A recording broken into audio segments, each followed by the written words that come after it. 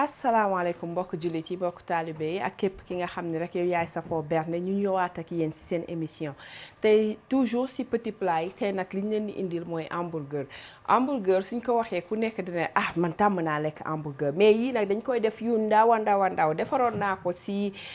bernde benn yoon mais tey dañuy indiwaat beneen façon pour ki nga xamante ni dafa am invitation ak yooyu wala dafa bëgg bégal njabootam rek daal di leen defaral loo xamante ni dafay nice ba bëgg a dee donc sans plus tarder dañuy ñëw rek daal di commencer ku nekk viande hachée bi nga am man de bœuf laa yore fii moom laay def donc ma daal di jël voilà ngeen gis suñu ingrédient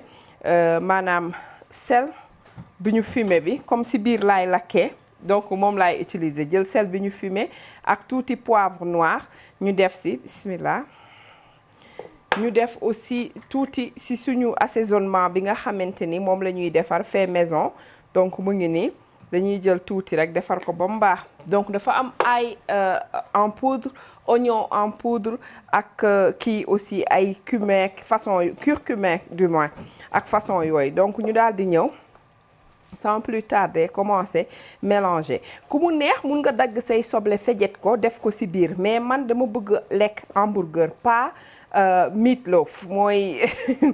genre viande cake boobu ma fi defaroon te nga xam dama defoon nen ci biir bugguma lekk comme genre farci yàpp daal donc moo tax ñuy yemale kii bi ingrédients yi ci juste li nga xam ni dafa basique daal mooy li ñuy wax basic yi daal voilà gis nga mu ngi nii donc toujours rek nekkuma di ko jàmbate di def yooyu noonu déedéet du tout nii rek laay def ku mu neex nag par exemple su fekkee ndawal bi nga yoree bëriwul graisse noonu man dama jël bi nga xam ne c'est vraiment dafay am graisse bu baax léegi nga daal di il faut nga def ci beurre walla nen juste pour mu mun a lakk normal te du dry du wow bu dul loolu dootul am jus te du neex dara day ngay mel ni comme ku jël yàpp rek saaf ko ba mu wow koŋ loolu la lay ndirool après gis nga du ñu def assaisonnement bu bare suñu paree dañuy jël yenn yi suy ko tuuti ci kii bi ci ndawal gi voilà léegi ma daal di ñëw commencer donc carrément nga xamante ni dañ fiy daal di jóge voilà léegi dañuy daal di ñëw rek commencer jublu directement ci defar comme li ñu wax li rek sànq defar hamburger yi man xam ngeen ma ni may commencer toujours mooy defar dama koy diviser daal di def tuuti ay quelques boulettes pour ma mun a xam ñaata laay mun a am donc comme li ma leen wax mini la ñuy defar dañ koy à peu près rek voilà gis ngeen suñu hamburger yaa ngi nii gis nga nii rek la ñuy def xaaral ma jël sama kudd bi sama doom bi wutal ma nga xam ne day tawee fu ne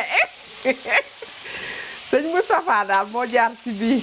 nee na ma ngay jël lii comme ça doo jege safara bi macha allah ñaanalal leen ma ko dégg nga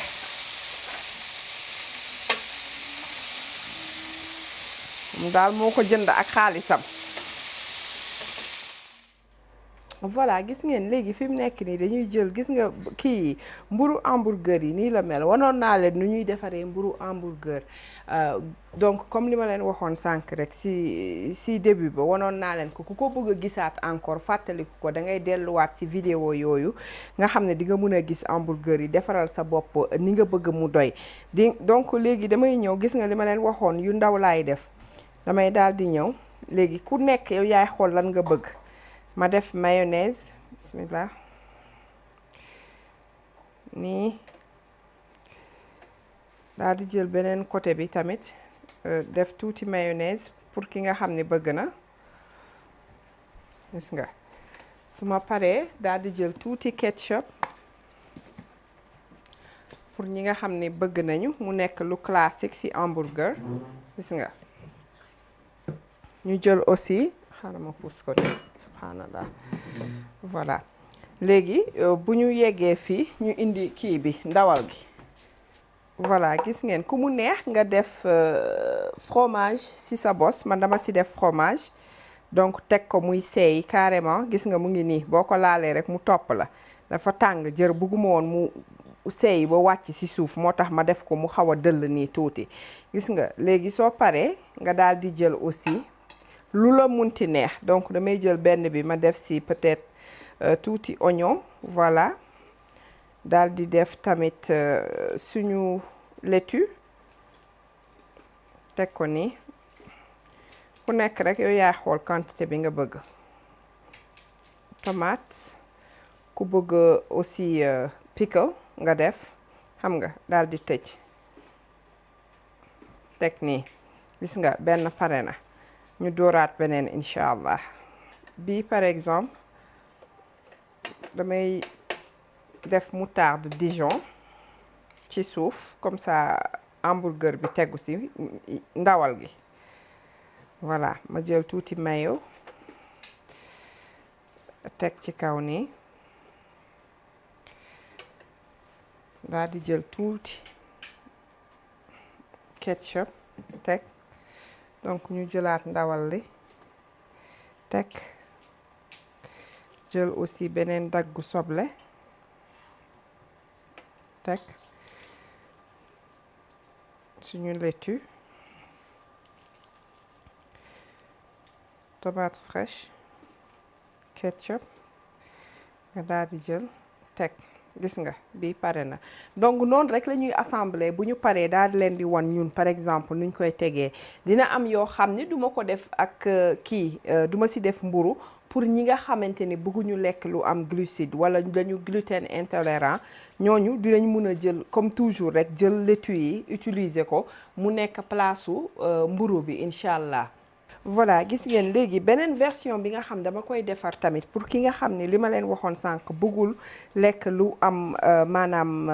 mburu donc nii la ñuy def damay jël gis nga fi mu nekk nii dama jël laitue mu nekk nii gis ngeen ko nii léegi ma daal di jël damay xool rek lu ma neex ma def ci suuf su fekkee par exemple moutarde laa bëgg a jiital comme ni ñu defoon sànq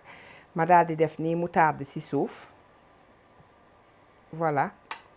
léegi ma daal di jël ndawal li gis nga teg ko nii su ma paree daal di jël ci soble bi tamit ñu def rek comme yeneen yi nuñ ko doxalee woon incha allah gis nga daal di teg nii boo tegee nii léegi ñu daal di jël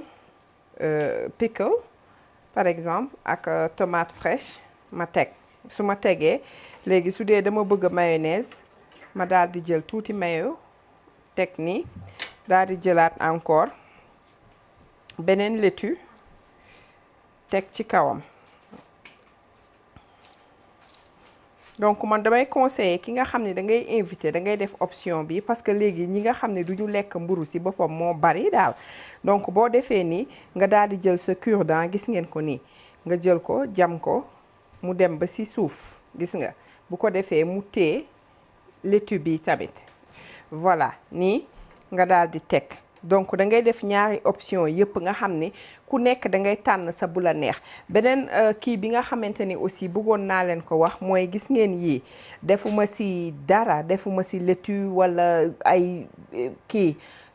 lenn ci biir pour ki nga xam ne léegi boo koy teg da ngay daal di tegaale option wu tomate fraîche yeeg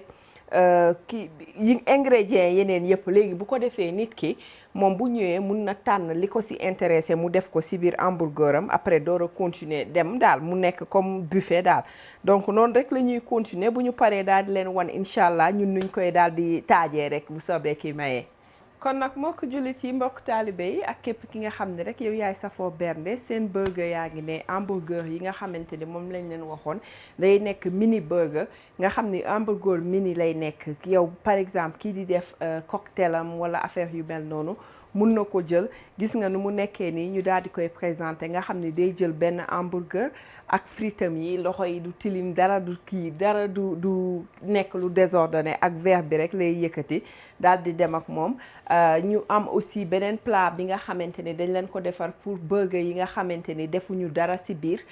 donc ñu daal di koy boole ñoom ak seeni condiment ngeen gis ko nii ki nga xam ne ku ñëw boo yegsee rek li ngay soxla rek ngay jël boole kook burger yi bu ko defee nga daal di jël rek li nga xam ni du am benn gâchis walla lenn. Donc tey nag émission bi comme toujours rek fan yi moom émission yi may def yi yëpp képp kuy safoo bernde laa koy jox donc petit plat yi maa ngi koy jox les grandes dames di ko jox ñi nga xamante ni ñoom ñooy safoo bernde saa su nekk képp ku nekk ci kii YouTube bi rek di ñu suivre wala ci réseaux sociaux yi foo ñu munti suivre ak Bichri TV yëpp jël nañu tey émission bi daal di leen koy may. J'espère que di ngeen ko essayer te dina leen neex comme ñum ñuy neexee à chaque fois. di leen jox dig daje ba beneen yoon di leen wax bu leen fàtte partager vidéo yi mais aussi bu leen fàtte di inscrire su fekkee jotagu leen ko def te fekk di abonné wu su fekkee defagu leen ko. di leen wax bu leen fàtte aussi di appuyer ci cloche bi bu ko defee mu leen di notifier chaque fois ñu dugal lu mu munti doon rek ngeen mun ko gis à temps donc asalaamaaleykum wa rahmatullah